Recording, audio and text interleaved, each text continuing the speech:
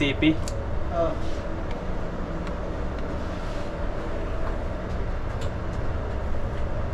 Hindi ko alam.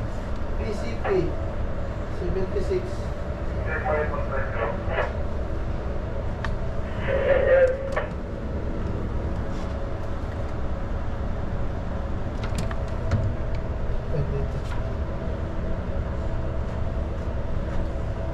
Excuse mo na. CB trip Pakit. 45.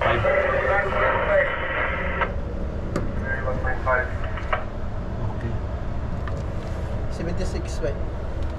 Page 76.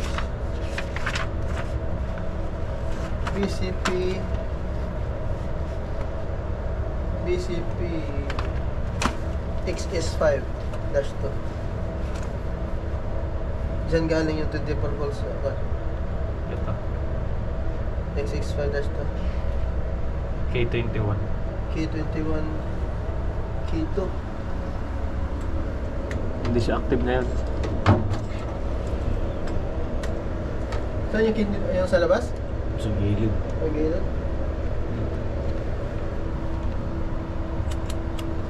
Yung 20 volt supply nito. K21 na. May, dalawa na yan. may supply to pero walang Output. output. Oh, yun. 220 oh.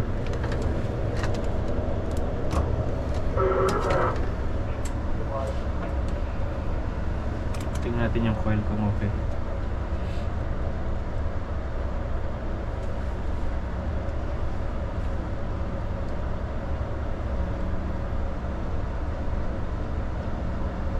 Parang mataas. Kung parehas nito, iramin ko muna to. 220 ang coil. Parehas ng specs.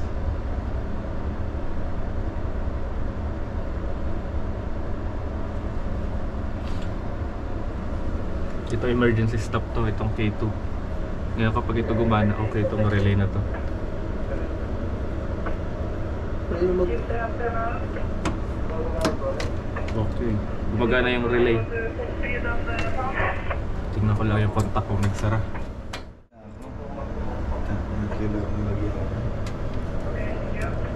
Baka, ito, kailangan pa ito siguro ba? Yan mo. Yung mag-activate ng coil niya. Yung, ito. Yan ang walang ano. Q206. Yan ang hanapin natin ng supply. Byte, output, ano to? Okay itong relay. Balik ko na. SM12222.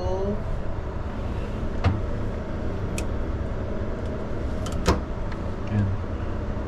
Balik ko. Saan to? Dito. D0 to. D0 to tayo. Yan.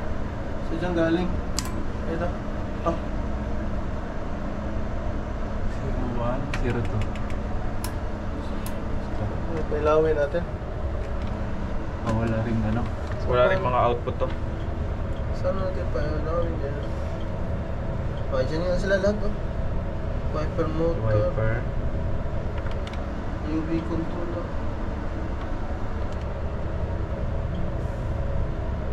So, yan ang mga power, no? P2 and 2. Ayan, yan.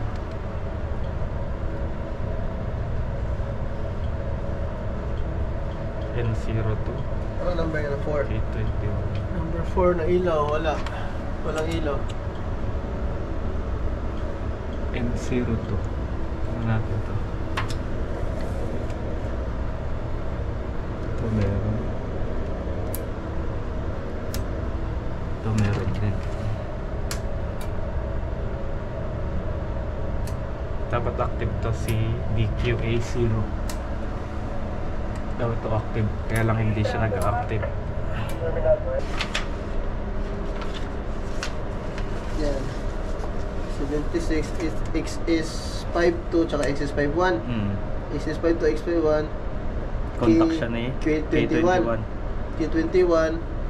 Ngayon, ito coil ng K21, walang power. Walang ilaw, di ba? Ito sa DO2, walang mga ilaw, walang green. Wala to, walang mga green to.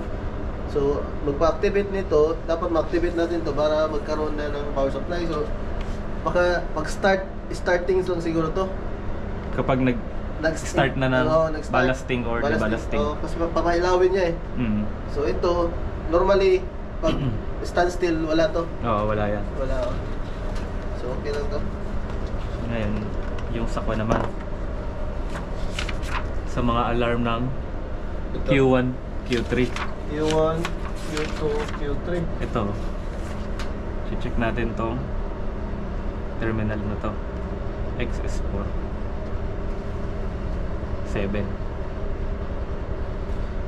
Pero itong kontak na to, saan to? Ito yung nasa gilid? Ay, itong wire maliit? Dito na tayo kukuha sa terminal ni XS4. XS46. Ano? Sa page 74.2. XS4? So, dito. Pwede tayong tumusok dyan. Tapos, XS4 Anong number? 7. Saka ito. Ito. 4 saka 7. 4, 7.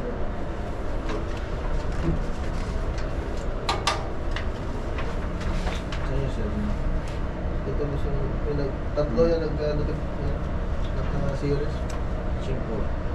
Itong common.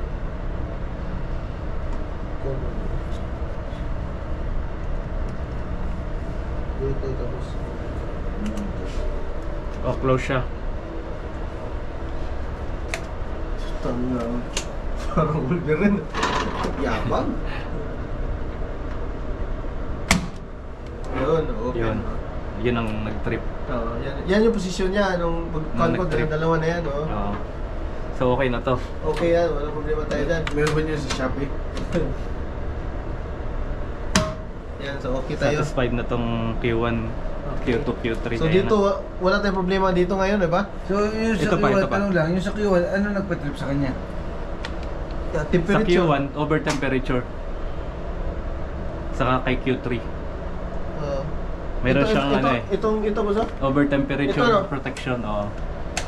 Itong Siyang trip.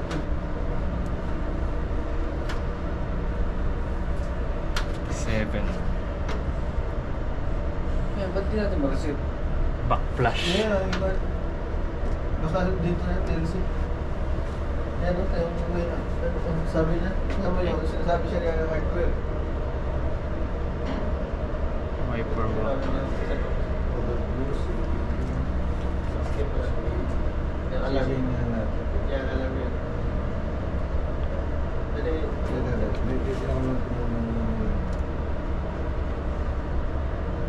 Local module. Ayaw siyang...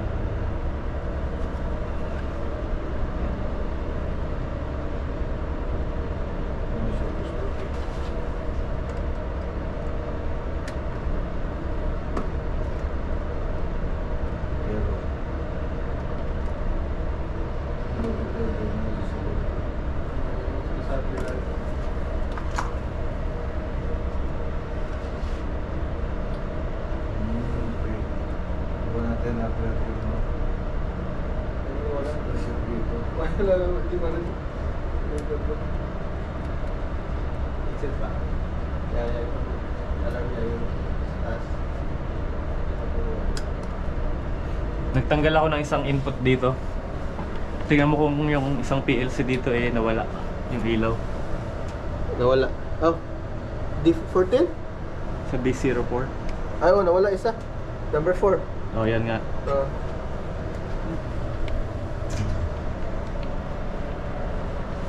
Kaya yung hardware component.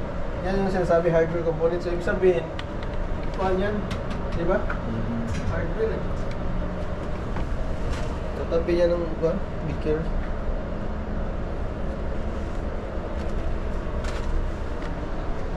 So, okay tayo dito, Lek. Tingin ko okay tayo dito eh. Oo. Focus na tayo dyan sa Simatic ko mamaya. 1, 2, 3. Dito kung balas, lulubo or may sunod, wala. Factory reset. Memory reset. Memory, anong mangyari pag memory? Pag memory reset, anong mangyari? Mawala yung program. Baka yung program kaya baka mga sa session na, no?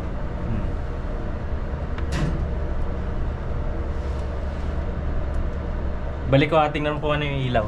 Okay. Yeah, we love. Number 4.